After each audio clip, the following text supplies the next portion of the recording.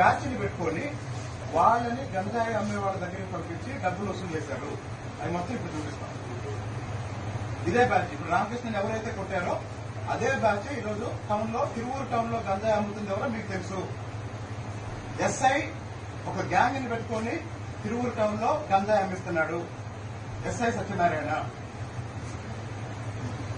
ఎవరో పాత రోజుల్లో పాత ప్రభుత్వంలో గంజాయి అమ్ముతూ దొరికి ఇప్పుడు మామూలు పని చేసుకుంటున్న వాళ్ళని పాత కేసుల్లో ఉన్న వాళ్ళని ఇప్పుడు పిలిపించి మీరు గంజాయి తీసుకురావాలి, భద్రాచలం నుంచి మీరు గంజాయి అమ్మాలి, మీరు అమ్మి మాకు డబ్బులు ఇవ్వాలని వాళ్ళని ప్రజెంట్ చేశారు. ఒక వ్యక్తి ఇంటికి వెళ్లి వాళ్ళ అమ్మ బంగారం తాకట్టు పెట్టి 1,00,000 తీసుకొచ్చారు. శ్రీకాంత్ అనే వ్యక్తి. శ్రీకాంత్ ఇంటి పేరేంటి? సుగ్గల శ్రీకాంత్.